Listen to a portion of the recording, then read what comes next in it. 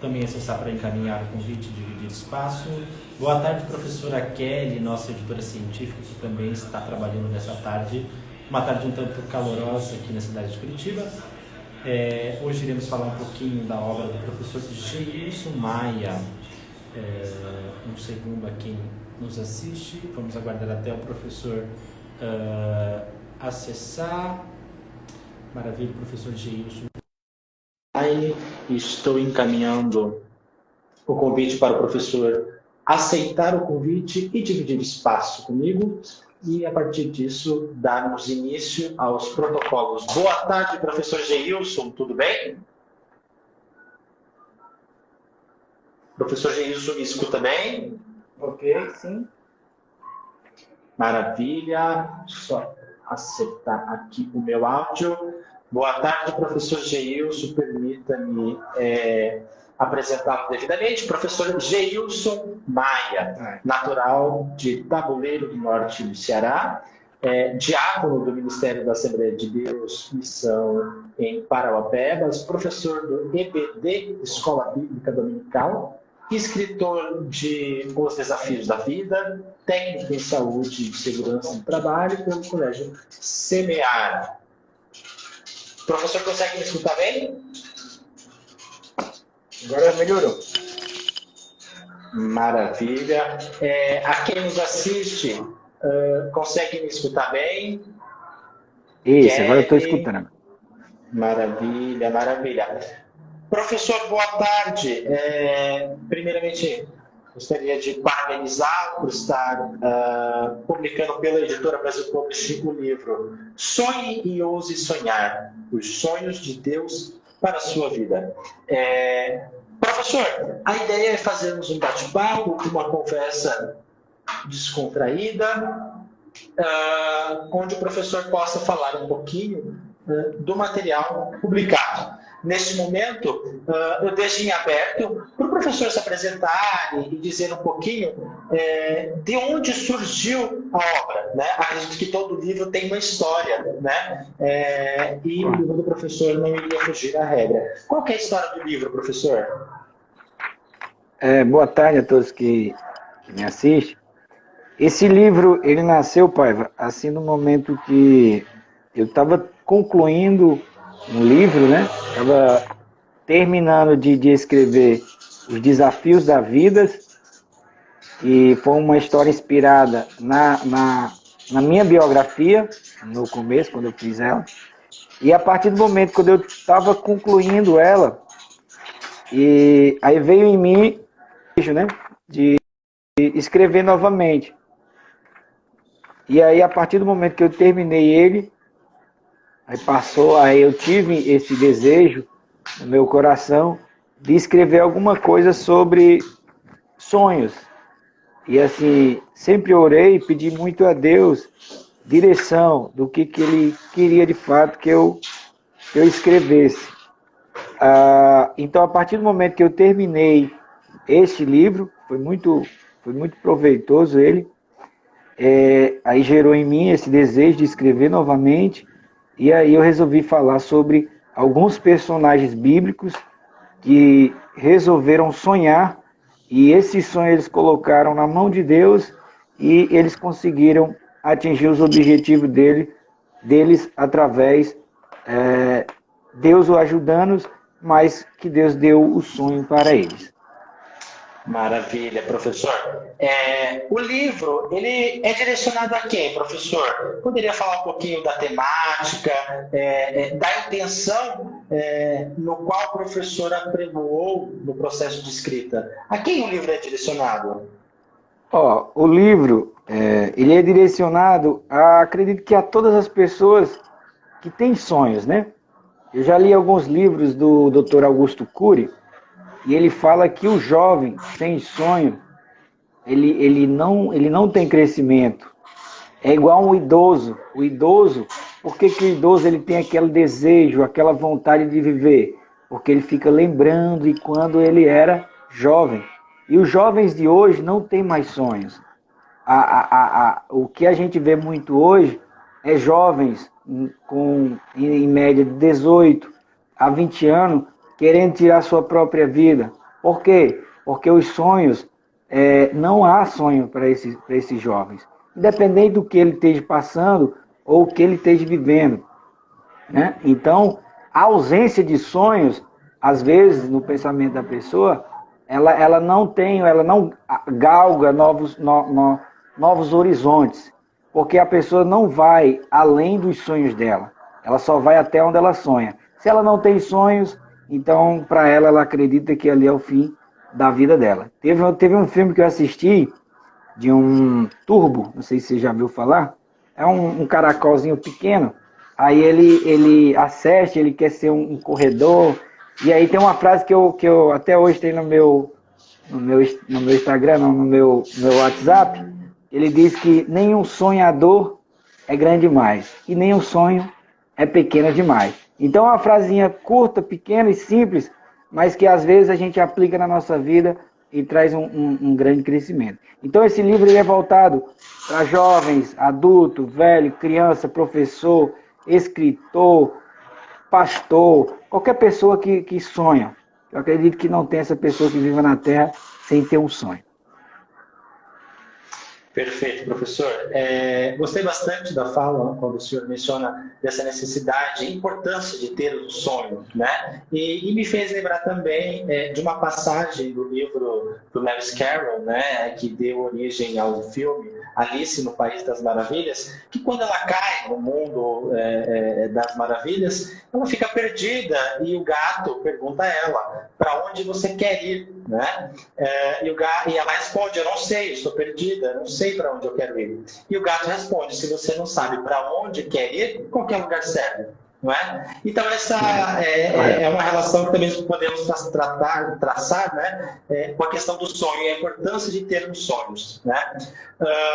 O professor mencionou que os personagens utilizados no livro são personagens bíblicos. Né? Por que o professor escolheu esses personagens para falar? Bom, assim, se você ver, tem vários personagens, né? A gente consegue, assim, tirar proveitos do momento que elas viveram e a gente consegue tirar lições de vida. Só que esses 3 personagens que eu escolhi, foi muito, assim, foram pessoas, não todos, mas em José, né? Em José, assim, foi um personagem que eu acho que eu não me caracterizei com ele, mas assim, que eu faço uma comparação com a minha vida, né? Então, eu gosto muito da história de José. E os outros que eu escolhi, que foi Joquebede e a viúva de Naim, ali foram casos específicos, né? Cada um teve, a viúva de Naim teve um encontro com o Senhor, e Joquebede foi uma mulher que não desistiu do sonho dela. E como ela não desistiu, ela ajudou outras pessoas. Posso dar um alôzinho aí? Tem uma galera minha aí, uns amigos meus que entraram aí. Claro. A ideia é fazer um bate-papo e, na medida do possível, que o professor puder ir falando, a gente vai lendo também. Se os amigos, por exemplo, o Matheus, que entrou, a Mayara, que é daqui da editora, puder falar, perguntar também, fique à vontade. A ideia é fazer um bate-papo descontraído, professor. A Gissi Kelly, a Beri entrou aqui também. Tem mais outros aqui, deixa eu ver aqui. Maia dessa aqui deve ser a Thalia.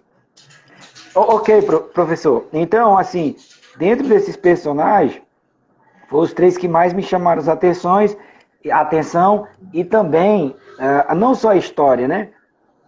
Mas, assim, do personagem. Mas eu também já ouvi muitas pregações, histórias relacionadas a esses personagens. Então, eu tentei pegar eles 3 como exemplo para escrever Sonhe e ouse sonhar os sonhos de Deus para a sua vida. Maravilha. Professor, por que o senhor resolveu escrever um livro falando de sonhos? Muito bom. Voltando lá no começo, né, da live que a gente fez, a ausência de sonhos deixa a gente sem querer viver.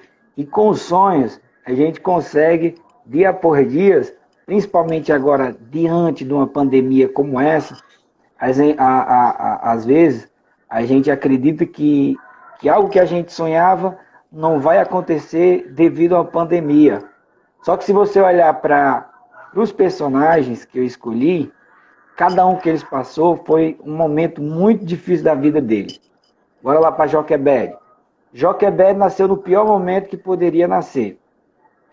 O avô dela, pai dela, toda a família dela era escrava. Então ela seria o quê? Escrava também. Então às vezes a gente vê aquele caos e a gente não vê uma esperança no fim do túnel. E ela não.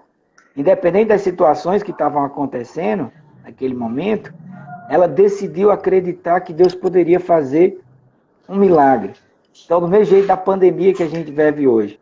Às vezes a gente diz, não, acredito que acabou tudo.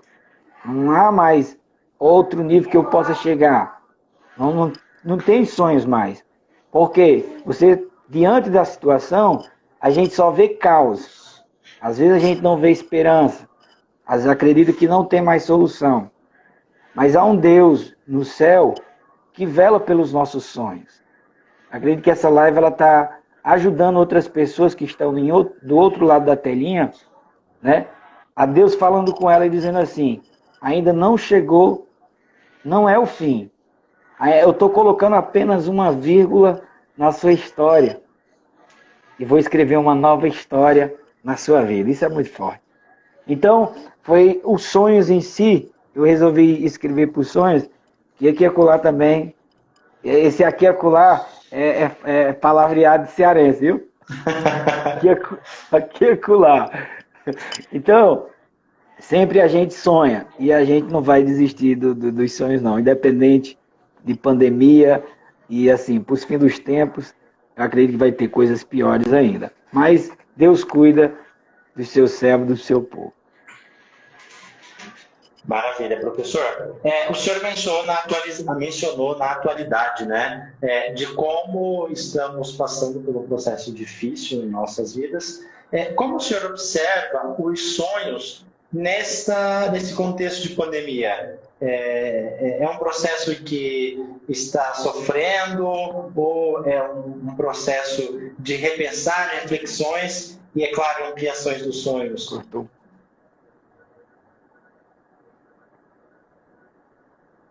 Cortou um pouquinho. Se você puder repetir a pergunta. Eu estava falando em relação à atualidade, né? Correto. A pandemia ela vem nos trazendo um processo de renovação interna, de readequação, readaptação, uma nova realidade na dinâmica dos trabalhos, nas realidades de que tínhamos das relações sociais estão sendo alteradas, né, diante da pandemia. Como que o senhor observa os sonhos na pandemia? Falar em pandemia, a gente já fica um pouco com medo, né? Quando eu procurei a Brasil Publish, quando foi para publicar o livro, né? E aí entrou bem naquele período que aí, não, agora todo mundo vai trabalhar um home office, ninguém vai poder trabalhar como trabalhava anteriormente. E aí, assim, para as pessoas não, para nós, a gente vê assim, que tudo já era difícil, né? A gente já vê que era difícil. E aí, quando aparece essa pandemia, e aí pronto. Se já estava difícil, agora ficou mais difícil ainda.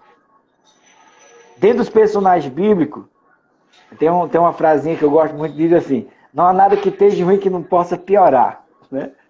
Às vezes a gente acha que nada que está ruim não possa piorar mais um pouquinho. Mas se você olhar para José, o jovem já foi vendido. Já não estava, o negócio para a vida dele não estava legal. Depois de vendido, aí foi se tornar, ficou preso. Já era escravo, agora ficou preso. Tudo acusado injustamente. Então você vê, estava ruim, ficou um pouquinho pior. Neste momento de pandemia, assim, que a gente está vivendo, que a gente estava vivendo bem, mas aí apareceu a pandemia, achava que estava ruim. Só que veio algo para mostrar para as pessoas que nada que está ruim não possa piorar mais um pouquinho. Só que assim, independente da pandemia e de tudo que vem acontecer, a gente não pode esquecer que Deus sempre ele está no controle de toda situação. Deus, ele não é pego despercebido, né? Algumas pessoas dizem, Deus não sabia que ia acontecer isso, Deus não ia ver tudo isso que estava acontecendo. Deus, ele é onipotente, onisciente e onipresente. Ele sabe todas as coisas que vai acontecer, desde o seu nascimento até o dia que você partir para o céu. Deus sabe todas as coisas. Ele não é pego despercebido. Então, esse momento de pandemia, se as pessoas não tiverem sonhos, eu acredito que elas se desesperam. É neste momento que as pessoas que sonham é que vão ajudar essas pessoas que estão em desespero. Eu vi no jornal, foi semana passada, onde um pai se viu com um teste positivo, né? E aí ele pegou as duas criancinhas dele, não sei se as criancinhas também deu teste positivo, e aí ele já não sabia o que fazer e a quem rebuscar. Ele pegou as crianças junto com ele e se jogou de uma ponte. Acredito que nem morreu nem ele, nem as crianças, né?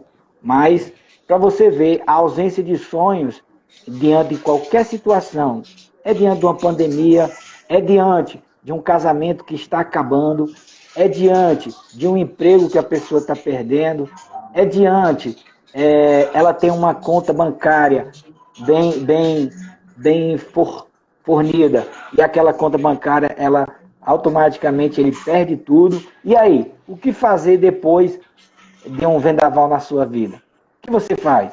Você não tem muito. Se você não tiver esse desejo no coração dos sonhos, aí, meu irmão, não sei onde é que a gente vai parar, não. Então, o livro em si, essa inspiração, é para ajudar outras pessoas a voltar a sonhar, independente da situação. Se é com Covid, sem Covid, né, independente da situação.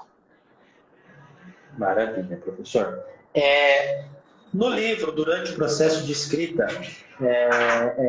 aqui vão duas perguntas, né? Como que foi o processo de escrita do livro? E se há alguma parte do livro, nesse processo, que foi mais difícil, mais marcante para o senhor? Assim, difícil, não teve nenhuma parte, não. Agora, há algumas partes que me marcaram, da viúva, teve também a parte de Joquebede e também a parte de José. Na concretização do sonho de José, eu acredito que ele é a parte que mais marca. E eu sempre, às vezes, me emociono naquela parte que é onde ele chega, que Faraó vai nomeá-lo governador. Eu acredito naquela parte ali, todas as vezes que eu leio a Bíblia, e também quando eu estava escrevendo, eu sempre me emociono naquela parte. Por quê? Porque o justo, Paiva, ele sempre passa por um processo para depois ser aprovado. José, se você olhar a história dele, ele passou por todo um processo injustamente. Não foi aquela coisa que ele fez, porque é diferente o processo, quando você faz e quando você não faz. Quando você é acusado injustamente. Várias pessoas jogando pedra nele ali, acusando de várias coisas que ele não tinha feito. Vendido. A pessoa não vende pessoas. Vendemos objetos. Cadeira, carro, moto, isso aí a gente vende. Mas pessoas, a gente não vende pessoas. Pelo menos agora, nessa atualidade, a gente não vende. Mas anteriormente, né, no tempo da escravidão, vendiam-se as pessoas. Só que hoje ainda tem, eu já assisti alguns filmes de venda clandestina, alguma coisa do tipo, de pessoas que vendem pessoas, né? Mas assim, trazendo para o nosso contexto e aplicação para a nossa vida. Você não vai vender seu irmão. Eu nunca vou vender a minha mãe, porque ela sempre será a minha mãe, independente da situação que a gente está vivendo. Então, aí quando passa ali todo o processo, que José sente saudade de casa, da família, meu irmão acaba longe de casa, acaba se lembra demais da mãe e do pai. Não tem coisa melhor não. E José ali longe, né? Ele começou, quando ele foi vendido, ele teve um impacto de mudança cultural. Por quê? Ele vivia como nômade, uma pessoa que não conhecia muita coisa. E aí foi para uma cidade grande, então o impacto foi muito, muito grande. E ali, ser nomeado por Faraó, o homem mais importante da terra. ele, assim, na história de José, a gente não vê ele reclamando de Deus. Hoje, se você vê algumas pessoas, elas, às vezes, elas fazem tudo errado e aí quer atribuir aquela culpa. Ela quer atribuir aquela culpa a Deus, sendo que ela que fez tudo de errado, né? E aí, quando ele chega aqui naquele momento que ele consegue a precisão do sonho de José, foi com precisão, tanto do carcereiro Mo, quanto do padeiro Mo e do copeiro Mo, quanto a precisão da revelação do sonho de Faraó. Ali foi uma precisão muito forte. E interessante que não era o quanto ele sabia de Deus, né? Que às vezes a gente estuda muito e acredita que é porque Deus vai revelar o sonho para mim porque eu sei muito sobre Deus. Negativo. Era a intimidade, a amizade que ele tinha com Deus que ele conseguiu com precisão dizer o sonho. Outra coisa interessante, além dele revelar o sonho, ele ainda dá a receita, a receitinha de bolo para Faraó. Ele diz: olha, Faraó, se provenha de um homem sábio, faça isso, isso, isso, isso, isso. E aí, Faraó pega e desce e diz: olha, não há sabedoria aqui no meu reino que não seja tu, José. Tu governarás a minha terra. Então, naquele momento ali, quando ele fala aquelas palavras, eu me emociono sempre. Porque tudo que ele passou, né, toda aquela história que ele viveu, por pessoas que não acreditavam nele, a partir daquele momento, o homem mais importante da terra naquela época estava nomeando o governador. Acredito que naquele momento Deus estava dizendo: meu filho, a partir de hoje você não vai dormir mais em cárcere. A partir de hoje você vai dormir numa cama macia, né, com pena de ganso, né, que é bem macia. Então, a partir daquele momento, ele não foi mais para o calabouço. Ele foi governar o Egito, né? Então, assim, essa passagem, assim, ela me marca muito. Também as passagens que eu não escrevi no livro, falando sobre Jesus, mas esses 3 personagens que mais me chamou a atenção e mais impactante, sempre que eu leio, é o finalzinho ali da história de José. E aí depois vem os irmãos dele, ele perdoa tudinho. Ali também foi um período assim que ele foi muito sábio, né? Em liberar perdão para os irmãos dele. Os irmãos dele fizeram tudo aquilo, só que era um projeto de Deus. Então, as 3 histórias que eu escolhi desses personagens, cada um tinha um objetivo, né? O de José era se tornar governador, o de Joquebede era prover um libertador para Israel, e o da viúva de Naim, o sonho dela estava sendo enterrado. Quando ela teve um encontro com Jesus, o sonho dela foi ressuscitado.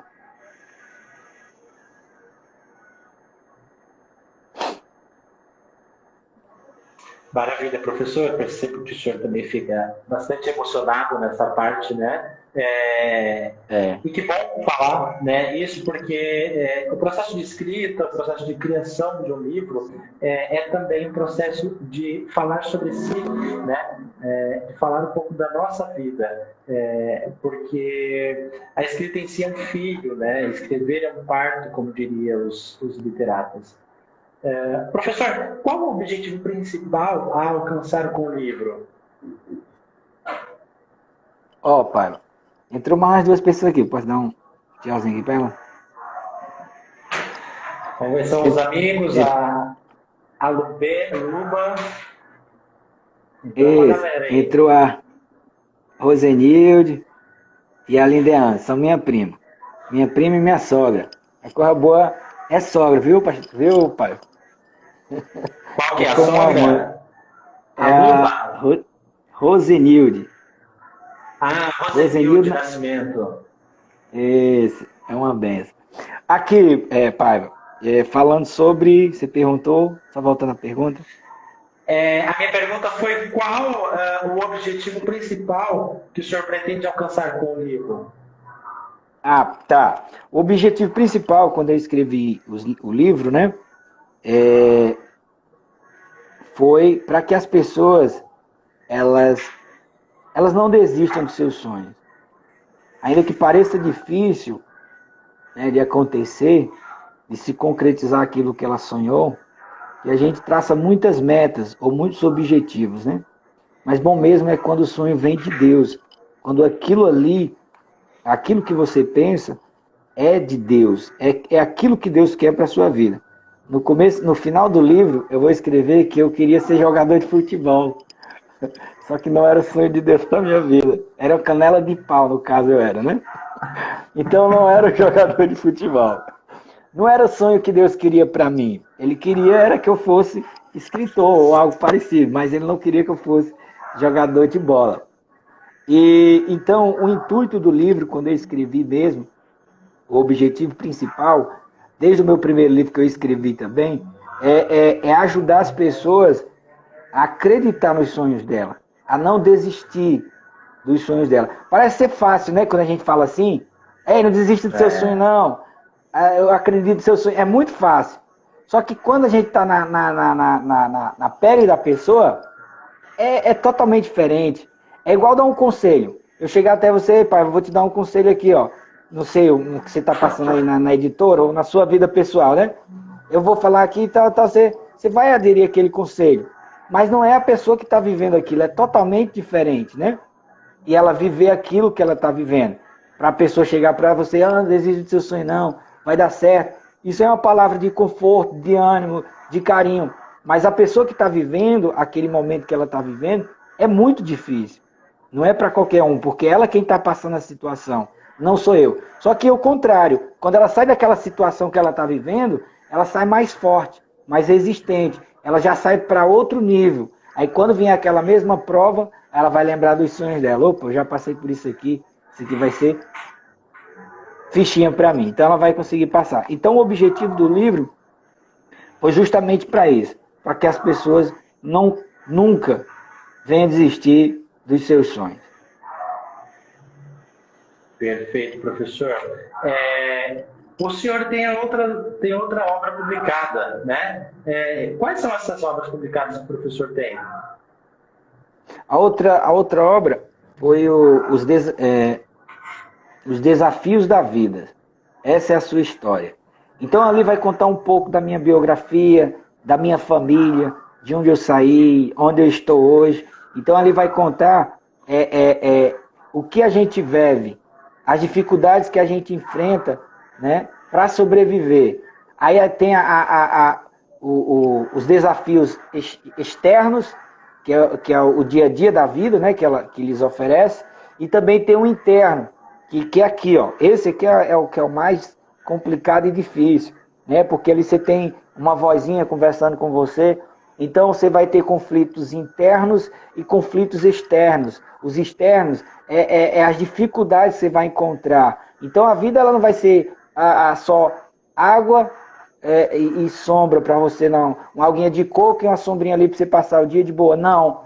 A vida ela é feita de desafios, dia após dia. Aí, se você voltar para a pandemia, isso não é um desafio que a gente está enfrentando hoje? Grande. Aí vem tecnologia, a medicina, outras pessoas, mais médicos. Então envolve muitas coisas. É um desafio essa viver do jeito que a gente está vivendo hoje com essa pandemia. Esse livro tinha que ter sido escrito agora, né? Mas, voltando, então, esse livro, a primeira obra que eu escrevi, ele foi voltado justamente para isso. Para ajudar também, do mesmo jeito dos sonhos, ajudar pessoas a enfrentar as lutas internas e externa. Só que essa não vai falar de personagens bíblicos. Esse vai falar e tratar da minha própria biografia. Onde eu estava, aonde eu fui, até o fundo do poço. Precisei de uma cordinha igual José para sair do fundo do poço, viu? Não foi fácil, não.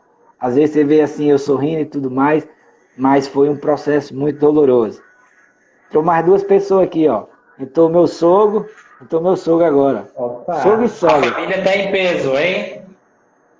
E a minha prima Lindena tá ali embaixo também. Final de ano eu tô lá com eles. E de onde que eles são, professor? Eles são do Ceará, se puder mandar um alusão para eles aí. Tabuleiro do Norte. Tabuleiro do Norte, Ceará, maravilha. Olha, para a galera do Ceará, um abraço especial, sobretudo essa semana que estamos comemorando a Semana da Cultura Nordestina. Então, Oh, glória a Deus. muita alegria, muitos abraços, felicitações para o Nordeste como um todo. Né? Amém. Essa semana estamos comemorando a Semana da Cultura Nordestina. Aqui na Editora Brasil Publishing, disponibilizamos alguns posts de livros de autores do Nordeste, né? Autores e autoras, e também livros com temáticas do Nordeste. Né? E isso vai sair amanhã um vídeo no 11/11 falando um pouquinho da homenagem para quem é do Nordeste. Né? E assim, o Nordeste do Brasil é conhecido como a alegria do Brasil, né? É a alegria do povo brasileiro. Professor, Oi. Pode dizer, fica à vontade. Não, eu ia falar de um pregador que ele disse que se você tiver com estresse e depressão, você vai para o Ceará, passa 2 dias lá que acaba a depressão. É um povo alegre, né? E sofrido. A gente passa muita dificuldade, mas mesmo assim é um povo alegre, né? É verdade. Eu invejo bastante a galera do Nordeste, né, o povo nordestino, porque é um povo que tem a capacidade de sorrir diante das dificuldades em que a vida impõe. Né? Um pouquinho diferente do Sul. Né? O Sul, o pessoal aqui do Sul é um pouquinho sério, sisudo, introspectivo, sobretudo agora no inverno.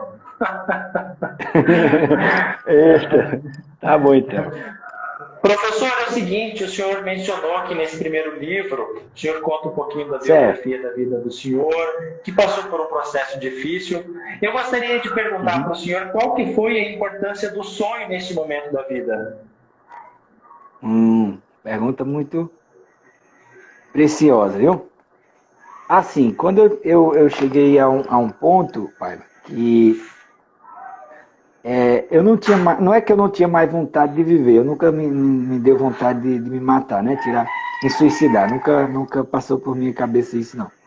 Mas assim, eu estava passando por um processo tão doloroso, né? E mastigante, tão aflito, que assim, eu não tinha mais sonhos, né?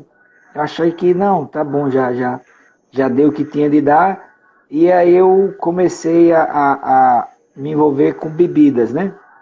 Só com bebida, para saber se tirava aquela dor que eu sentia, né? Só que eu nunca encontrei esse alívio para essa dor que eu sentia.